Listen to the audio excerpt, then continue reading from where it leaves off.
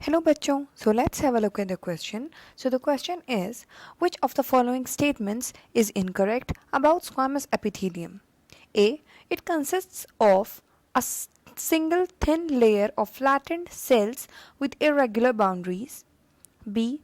It is present on secretory and absorptive surfaces. C. It is found on the walls of kidney. D.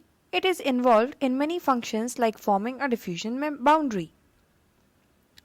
तो इस question में हमें 4 statements दिए हुए हैं. हमें ये बताना है कि ए, बी, सी और डी में से कौन सा स्टेटमेंट रॉन्ग है या फिर इनकरेक्ट है अबाउट स्क्वामस एपिथेलियम.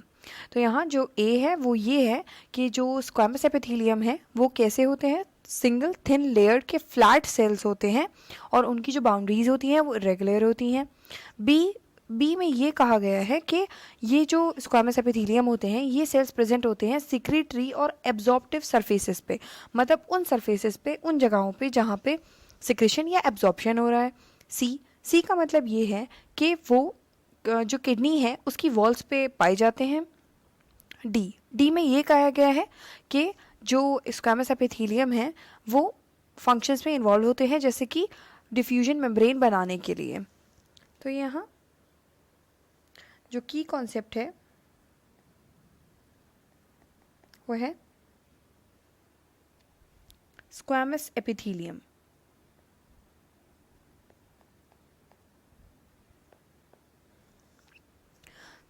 तो स्क्वामस एपिथेलियम क्या होता है? स्क्वामस एपिथेलियम सिंपल सेल्स होते हैं जो कि सिंगल थिन लेयर के बने होते हैं. तो यहाँ हम इनके फीचर्स लिख लेते हैं.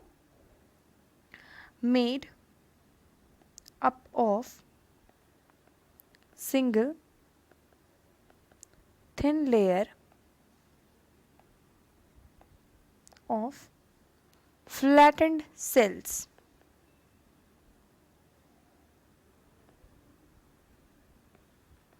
with irregular boundaries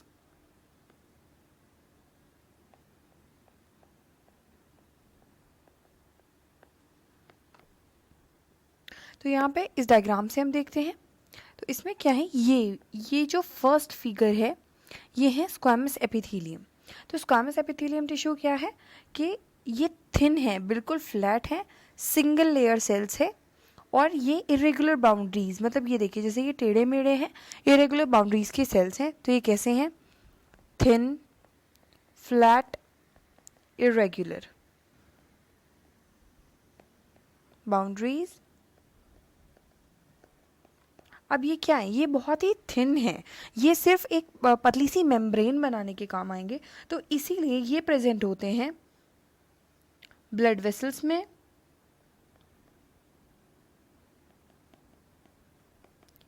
on the wall of blood vessels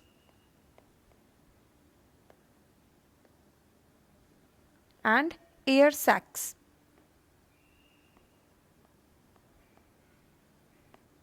of lungs.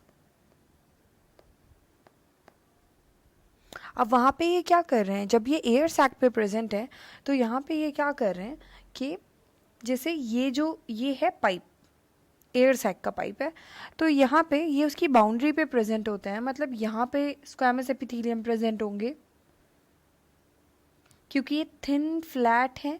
तो इसलिए ये क्या करेंगे, अब यहाँ पे जो एयर आ रही है ये उसको बाहर का पैसेज देंगे और अंदर का भी पैसेज देंगे, क्योंकि ये पतले हैं तो इसीलिए इन्हें पास आउट करना इजी होगा, इसलिए ये एज अ बाउंड्री हेल्प करते हैं. तो ये कहाँ प्रेजेंट होते हैं? एयर सैक के सैक में, लंग्स के और ब्लड वेसल्स की वॉल्स पे, क्योंकि वहाँ पे पासिंग आउट हो रहा है ब्लड वेसल्स में से भी और एयर सैक में से भी. तो हम अपना क्वेश्चन देख लेते हैं. तो हमारा क्वेश्चन था कि हमें ये देखना है कि इसमें से इनकरेक्ट कौन सा है statement. Statement A, it consist of thin layer of flattened cells with irregular boundaries. तो यहाँ जैसे कि डायग्राम में ये थिन भी हैं, फ्लैट भी हैं और इरेगुलर बाउंड्रीज भी प्रेजेंट हैं इस डायग्राम में. तो ये बिल्कुल करेक्ट है. अब next, it is present on secretory and absorptive surfaces. तो यहाँ पे क्या होता है, जब ब्लड वेसल्स में प्रेजेंट होते हैं तो ब्लड वेसल्स में यहाँ पे तो सिक्रेशन भी हो रहा होता है और एब्जॉर्प्शन भी हो रहा होता है, जब एयर है वो भी अंदर आ जा रही है, तो इसके लिए ये भी यहाँ पे प्रेजेंट है. It is found on the walls of kidney. और D, it is involved in many functions like forming a diffusion membrane. तो डिफ्यूजन मेम्ब्रेन कहाँ बना रहे हैं, डिफ्यूजन मेम्ब्रेन बना रहे हैं लंग के एयर सैक में. तो इसलिए ये वाला भी ट्रू है. तो बचा कौन सा, it is found on the walls of kidney. तो किडनी के वॉल्स पे प्रेजेंट नहीं होते हैं. तो हमारा जो आंसर है, final answer is option C, it is found on the walls of kidney. Hope you understand it well. Best of luck. Thank you.